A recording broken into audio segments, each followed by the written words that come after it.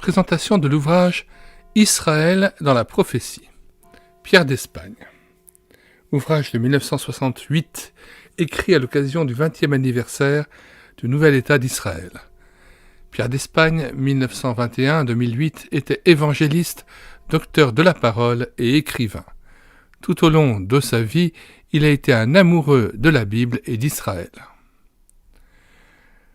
Depuis l'appel d'Abraham, l'hébreu, c'est-à-dire le pèlerin, jusqu'à nos jours, c'est une histoire bouleversante de 4000 ans qu'Israël a vécu.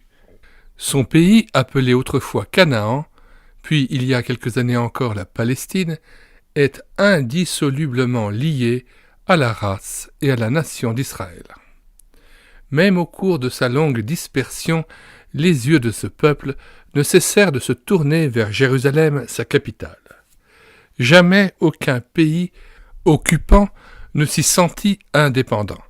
Seul Israël regarda cette bande de terre blottie au fond du bassin méditerranéen comme l'âme même et le centre de son existence nationale.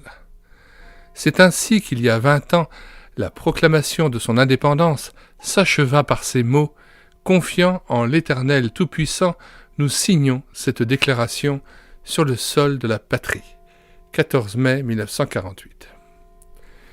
Lecture de la préface. Rien n'est plus réel, rien n'est plus lumineux, rien n'est plus miraculeux que la prophétie biblique. Voilà ce que l'auteur de ces lignes veut affirmer, tout en avouant sa connaissance bien limitée dans ce domaine, à la fois si vaste et si merveilleux. Plusieurs raisons l'ont cependant poussé à livrer ces pages au public. Peu de littérature de langue française traite précisément la prophétie, de telle sorte que ce sujet est connu d'une façon assez superficielle. De même, bien des croyants ont tendance à spiritualiser les prophéties non accomplies, tandis qu'ils acceptent le sens littéral pour celles déjà réalisées. C'est ainsi que naît souvent la confusion. Une des ruses de notre adversaire, le diable, est de nous faire croire que les prophéties concernant les temps de la fin ne sont pas prêtes de s'accomplir. Elles sont pour des temps encore éloignés, dit-on. Cependant, Dieu déclare qu'il ne tarde pas dans l'accomplissement de la promesse, de Pierre 3, verset 9, et qu'il n'y aura pas de délai dans la réalisation de ces paroles.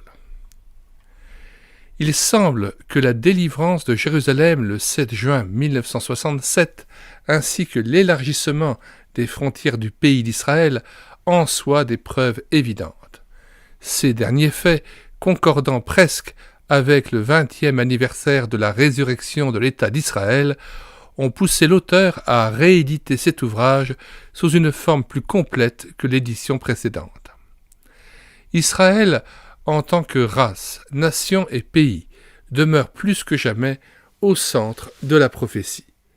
Après un long silence, le brusque réveil de cette partie du monde nous dit que l'heure est avancée au cadran divin. Conscients des temps sérieux que le monde traverse, nous croyons donc que le moment est venu de donner une place plus importante à la prophétie, afin de ne pas perdre de vue le plan divin concernant notre génération, qui pourrait bien être la dernière avant la venue de Jésus-Christ en gloire. Et l'auteur de citer à la fin de l'ouvrage deux prophéties, l'une d'Ésaïe 46, verset 10, « J'annonce dès le commencement ce qui doit arriver, et longtemps d'avance ce qui n'est pas encore accompli.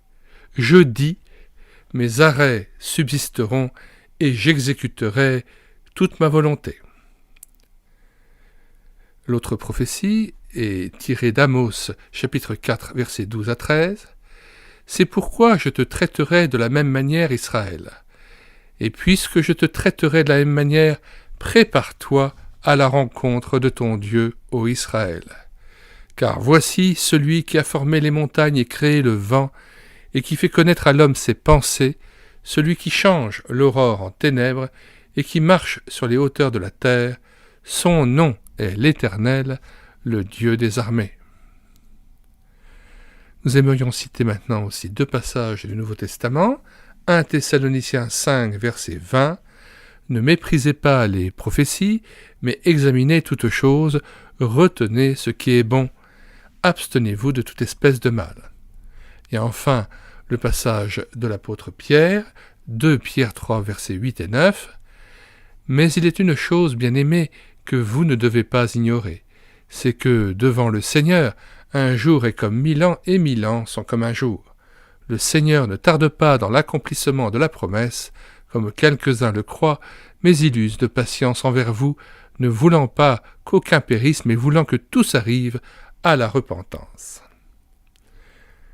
Alors nous mettons dans les commentaires de cette vidéo le lien de téléchargement gratuit de cet ouvrage, ainsi que le lien des autres ouvrages de Pierre d'Espagne que nous avons déjà numérisés et téléversés sur notre site internet médiathèquechrétienne.fr, site que nous avons bâti en synergie avec cette chaîne YouTube Elle écoutait sa parole, afin d'assurer la réédition numérique des ouvrages chrétiens épuisés et non réédités comme l'était cet ouvrage. Nous y ajoutons plusieurs playlists ayant trait au thème de la prophétie, prophétie, promesse de Dieu, espoir et bonheur en Christ, juifs et chrétiens en débat, 30 ouvrages présentés et téléchargeables, retour de Jésus-Christ, Apocalypse, temps de la fin, eschatologie.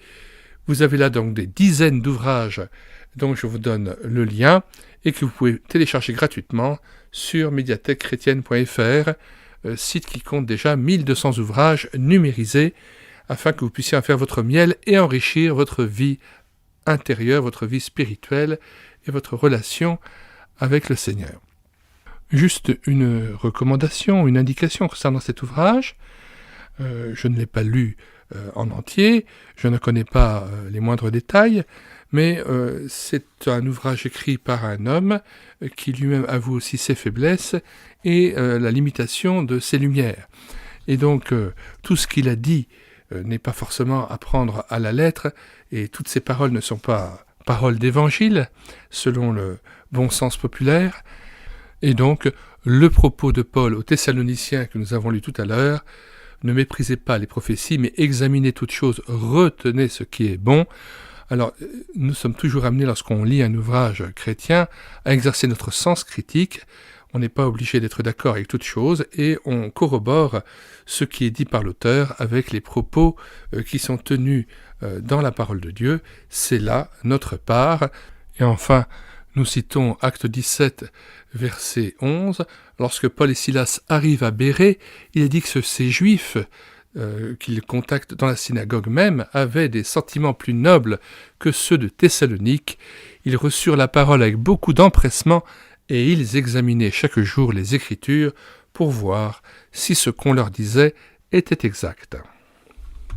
Donc celui qui est responsable de cette chaîne YouTube Elle écoutait sa parole ou de ce site internet médiathèquechrétienne.fr présente différents ouvrages, mais n'approuve pas nécessairement chacun des propos qui est tenu dans chacun de ces ouvrages.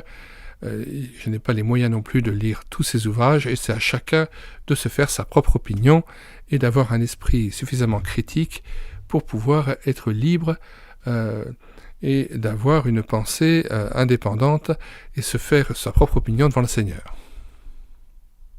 Nous mettons dans les commentaires de cette vidéo le lien de téléchargement gratuit de cet ouvrage. Le téléchargement se fera à partir du site internet médiathèquechrétienne.fr, site que j'ai bâti en synergie avec cette chaîne YouTube Elle écoutait sa parole, afin d'assurer la réédition numérique des ouvrages chrétiens épuisés et non réédités. Comme l'était cet ouvrage, nous vous invitons donc à vous rendre sur le site internet médiathèquechrétienne.fr afin de pouvoir profiter et de pouvoir télécharger gratuitement les 1000 ouvrages que nous avons déjà numérisés et mis à votre disposition. Il n'est nul besoin de s'inscrire, vous pouvez directement accéder à partir de la page d'accueil à l'onglet Livres et là regarder les dizaines d'auteurs et les centaines d'ouvrages qui sont déjà disponibles en téléchargement gratuit. Si vous voulez connaître les différents ouvrages que nous numérisons tous les jours et présentons sur cette chaîne YouTube Elle écoutait sa parole, les audiobooks que nous prenons en charge, les albums ou BD que nous lisons avec caméra de document, mais aussi les cantiques que nous mettons en parole. Afin de nourrir votre louange individuelle ou en assemblée, abonnez-vous à cette chaîne YouTube et l'écoutez sa parole. Nous vous disons au revoir et à bientôt.